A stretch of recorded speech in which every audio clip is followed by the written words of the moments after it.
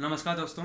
मैं आज बताने जा रहा हूँ काशी विश्वनाथ, जो दुनिया का सबसे पुराना मंदिर है, जो बनारस से पड़ता है। और वो उसकी कहानी शिव पुराण में है और स्कंद पुराण दोनों में है। काशी विश्वनाथ, इसकी कहानी शुरू होती है जब दुनिया जब बनी, दुनिया जब क्रिएट हुई, जब बना, तो काशी विश्वनाथ सब दुनिया का सबसे पहला मंदिर है। और ये बना जब जब भगवान शिव ने अपने आप को काटा, और उनके अपना दिल काटे। उसके बाद उस दिल जब काटे, और तब उससे ब्रह्म शिव भगवान विष्णु प्रकट हुए, और फिर भगवान विष्णु से फिर ब्रह्मा प्रकट हुए, और भगवान विष्णु से कमल प्रकट हुआ, और कमल से ब्रह्मा प्रकट हुए, और उस ब्रह्मा ने सृष्टि की। अच्छा। हाँ, यही कहानी है। उसके बाद भगवान ब्रह्मा ने सृष्टि का रचना किया उसके बाद, लेकिन पहले काशी विश्वनाथ बना, और फिर वो पृथ्वी के पहले, और सब प्लेनेट के पहले पृथ्वी बनी, बाद में सब और सब प्लेनेट बने। काशी विश्वनाथ किधर है? काशी विश्वनाथ है अब उत्तर प्रदेश के दक्षिण में, अच्छा। दक्षिण पड़ता है। हमारे गोरखपुर से 240 पड़ता है। अच्छा, मैं बता रहा हूँ क्यों इसका नाम, इसका बहुत से नाम है। काशी विश्वनाथ के बहुत से नाम है। पहला काशी, उसके बाद उसका नाम है आनंद वन, उसका नाम है मुक्ति क्षेत्र। अच्छा। हाँ, उसके बहुत नाम है। उसका नाम वाराणसी भी है। अच्छा। उसको तीर्थों का राजा कहा जाता है, मतलब किंग ऑफ तीर्थ, किंग ऑफ पिलिग्रिमेज, और महातीर्थ, द ग्रेटेस्ट तीर्थ भी कहा जाता है। यहाँ तो लोग कहते हैं चारों धाम करो, और नहीं तो अकेला काशी विश्वनाथ का दर्शन करो, बात बराबर है। तो काशी विश्वनाथ, और एक और मैं बात बता रहा हूँ जो बहुत इंपॉर्टेंट चीज़ है। जब दुनिया बनी तो भगवान शिव ने कहा कि जो भी मेरा दर्शन करेगा वो उसको मुक्ति मिल जाएगी। लेकिन जब जब त्रेता युग आया तो लोग पाप करने लगे, तो भगवान शिव ने क्रिएट किया एक चीज, जिसको बनाया एक चीज को कहते हैं आज भैरवी यातना। भैरवी यातना मतलब अल्टीमेट सफरिंग। तो अगर कोई आदमी इंसान जिंदगी भर अगर पाप करे और अंत में जाए कि चाहे काशी विश्वनाथ का दर्शन करे, वो नहीं कर पाएगा। जब कोई आदमी मरता है तो पूरे जितना भी कर्म आप करते हैं जिंदगी भर, वो सब आपके सामने आता है मरने के समय। और जो आप दिखाई देता है वही आप बन जाते हैं इस जन्म में। तो अच्छी सा एग्जाम्पल बता रहा हूँ। जैसे राजा राजा जैसे किसी को अगर मरने के समय किसी को दिखा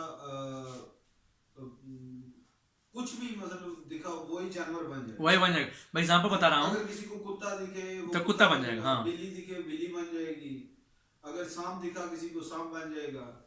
हाँ। मैं बस बता रहा हूँ, भागवत में कहानी है।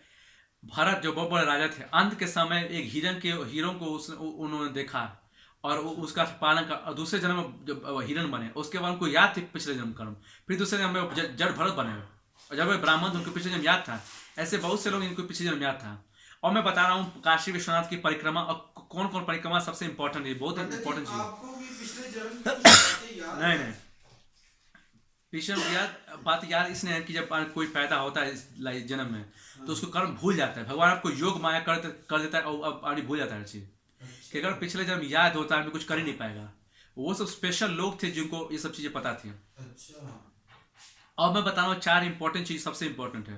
पहली बात, जिंदगी में 4 चीज बहुत करनी चाहिए, 3-4 चीज सबको करना चाहिए। पहले बात, काशी विश्वनाथ का परिक्रमा और काशी विश्वनाथ का दर्शन, उसमें जल चढ़ाइए, सब पाप कट जाएंगे। दूसरे नंबर का चित्रकूट का परिक्रमा, नंबर 2। नंबर 3 गोवर्धन परिक्रमा। अच्छा। हाँ। और नंबर 4 माँ विंध्यवासिनी के दर्शन। माँ विंध्यवासिनी के जो दर्शन करता है उसके पेट में बच्चा नहीं मरते, उसको स्पेशल बच्चे होते हैं, उसके बच्चे होते हैं, बच्चे नहीं मरते। और नंबर 5, पांचवा, महाकाल का दर्शन। जो महाकाल का दर्शन करता है उसके अंत के समय, जब उसका अंत का समय आएगा तो भगवान शिव उसके शरीर को जलाएंगे। अच्छा। और उसके बाद एक और चीज जो मैं बता रहा हूँ, ये सब तीर्थों का सब महिमा है, हाँ। लेकिन सबसे बड़ा महिमा काशी का है। अच्छा। यहाँ तो मैं बता रहा हूँ किस किस ने काशी विश्वनाथ परिक्रमा किया और उसको सफलता प्राप्त हुई। पहली नंबर का जो मैं बता रहा हूँ वो है स्वयं विष्णु अवतार परशुराम। उसने बहुत से क्षत्रियों को मारा तो उनको पाप हो गया था, तो वो जाकर काशी विश्वनाथ को परिक्रमा किए और उनको जल चढ़ाए तो सब उनके पाप नष्ट हो गए। और दूसरा जो आदमी जो पंडित जी ये बंदे को कैसे पता चल जाता है कि वो रावण था, नष्ट हो गए? नहीं वो उसको रिलैक्स होता है, वो हमें काफी आपको तकलीफ चला जाता है। मैं बता, दूसरा जो आदमी जो था जिसको परिक्रमा को रावण था। पंडित जी, अगर आप बुरा महसूस ना करें तो मैं मुस्लिम हूँ, तो मेरा ये क्वेश्चन है कि एक बंदे ने बहुत सारे पाप किए हैं, बहुत सारे हाँ लोगों का कत्ल किया हुआ है, हाँ और वो चला जाता है ये तीर्थ करने और वो कर लेता है, तो आपका क्या मानता है कि वो उसको माफ माफ हो जाएगा उसको? हाँ, डेफिनेटली। वही तो बता तो रहा हूँ कि जो कहानी में मैं प्रीवियस एपिसोड में बता रहा था, घुष्मा की, उसकी बहन जो थी, उसकी जो बहन थी, सुधा, उसने उस बच्चे को काटा था, वो पार फेंक दिया था, और 7 दिन के बाद वो तीर्थ कहते त्र्यंबकेश्वर गए, जो महाराष्ट्र में पड़ता है।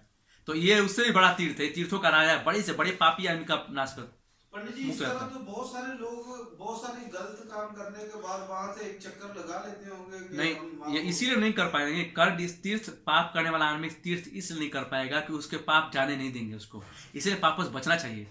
जब कुछ पुण्य रहेंगे तब हम नहीं करेगा तीर्थ। और एक और चीज जो मैं बताने जा रहा हूँ कि तीर्थ का एक नियम होता है। आदमी को गंगा स्नान करना पड़ता है, या घर से नहा के जाइए। अच्छा। काशी विश्वनाथ के सामने गंगा स्नान करता है आदमी, और करता है, उसके पास बाद जाता है, और नहीं तो घर से स्नान करके जाइए तब जाइए। अच्छा। और क्या, नहीं तो फल ही मिलता है उसका।